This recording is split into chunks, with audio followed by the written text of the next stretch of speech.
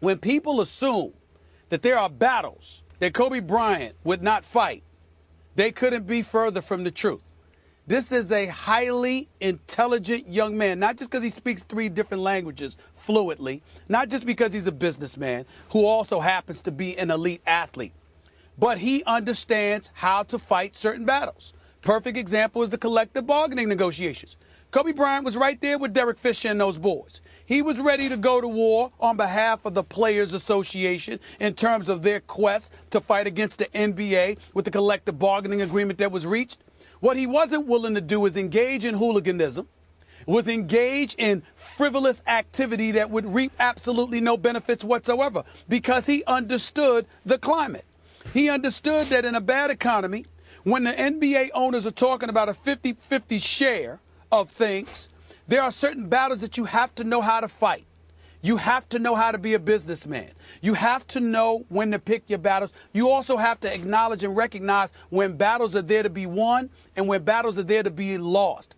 Kobe Bryant is an intellectual. And what Jim Brown was alluding to, him being born and raised in the early part of his life in Italy, not being raised in the inner city, not understanding that culture, he's absolutely right. That's not Kobe Bryant's world. But trust me when I tell you, in his own way, Kobe Bryant is a warrior. He's an intellectual one, as opposed to a belligerent, physical, confrontational one.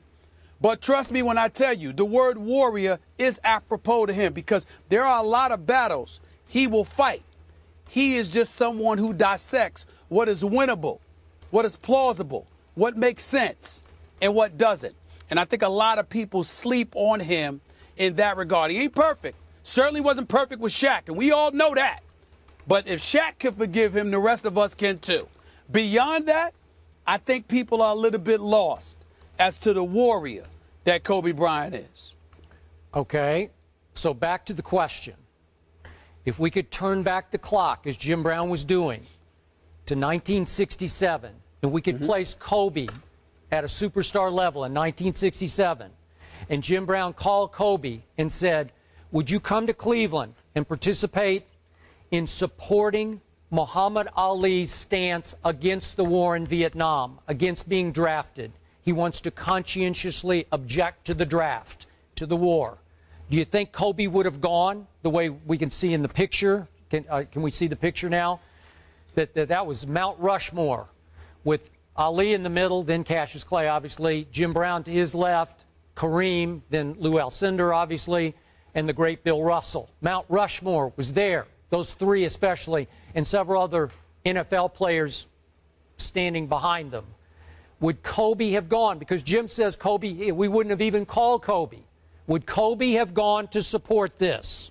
Yes. I agree with you 100%, which is why, as much as I love and respect Jim, and I've talked to him several times in my life too, done shows with him, I'm sorry, I think this is a little unfair to Kobe.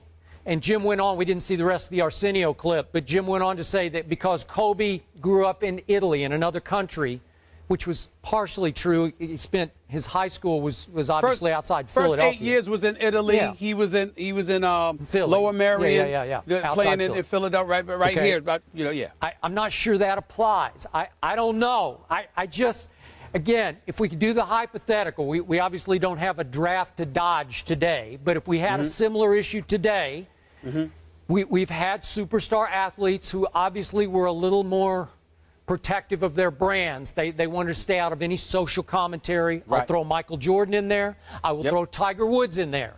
But then I started thinking, if you call Dwayne Wade today, he's going to be there. Yes. Yep. LeBron. I think if you call LeBron, he's going to be there. Yep. I agree with you. If we can go back just a generation or so, if you're going to call Shaquille O'Neal, I think he's going to be there. Yes. If you without question. Call Barkley, he's going to go. Yes. If you call Magic Johnson, he's going to be there. I'm pretty sure. I could be wrong. We're just hypothetical here. But Michael Jordan, I remind you of the Isaiah Thomas, without question. Okay, there you go. But remember Michael's, the famous line of Michael's when he was asked if he was going to support the black Democrat running for a Senate seat in Carolina. He said, Republicans buy sneakers too. Well, that was Michael. So would Michael have gone? I don't know. It's important that you understand the magnitude of the question that you asked me. Who would stand up? Let me tell you why Kobe would stand up. Let me tell you why LeBron and D. Wade and Kevin Durant and all of these dudes would stand up. Number one, because of the oppressive times that we lived in. Their egos, the fight that they had in them, would never stand idly by and watch that happen. That's number one.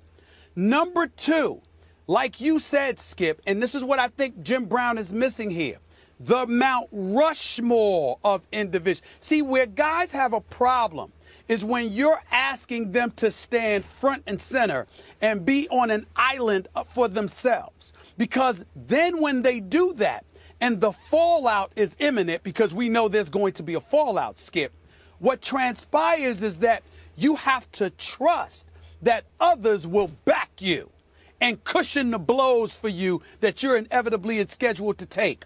And they don't have faith in that. But Jim Brown, with Bill Russell, with Muhammad Ali and Lou Alcindor and all of these boys who were there, it wasn't just that they were the Mount Rushmore. They stood up and said, to us collectively as a body, it doesn't matter. Because if you oppress a nation of people, we can't sit idly by and go home and look at what we have and say that's enough. So what they were saying is we stand together. And as a result, it empowers a nation of our people. Kobe Bryant would never say no to that.